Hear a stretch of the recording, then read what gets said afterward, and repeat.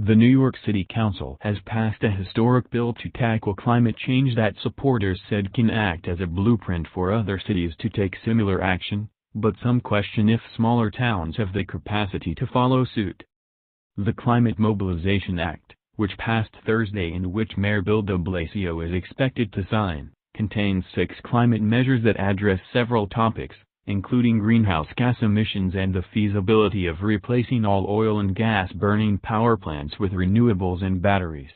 It would also establish a renewable energy loan program, change the city's building code to promote construction of wind turbines and require some buildings to cover their roofs with plants or renewable energy like solar panels or small wind turbines. In a video, de Blasio said that because there is no federal plan to address climate change, we have to do it ourselves, in this city and cities all over the country. Others echoed a similar message.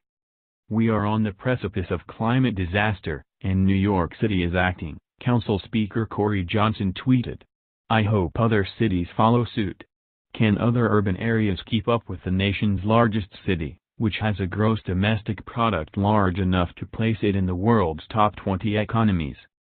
It is difficult to predict the degree to which other cities might be able to follow NYC, according to Danielle Eisman, the program manager for the Cornell Institute for Climate Smart Solutions.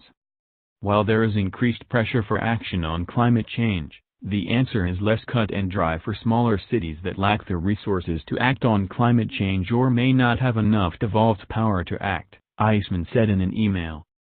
Smaller and less developed cities that don't have access to the same resources might need help from the state or federal level to mitigate and adapt to climate change, Eisman said. Research shows that larger cities that have lots of resources and a base of liberal residents are more likely to take action against climate change, according to Eisman.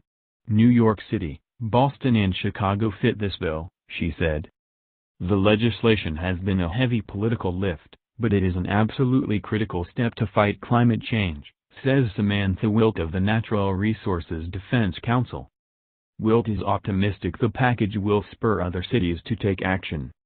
We hope that if we can make it here we can make it anywhere, says Wilt, who is a senior policy analyst for NRDC's Climate and Clean Energy program. Other cities looking to address climate change should start by considering the section of the legislation that addresses buildings, according to Wilt. Roughly 70% of NYC's greenhouse gas emissions are attributable to energy usage from its more than 1 million buildings. The legislation would set emission caps that get higher over time for most buildings over 25,000 square feet.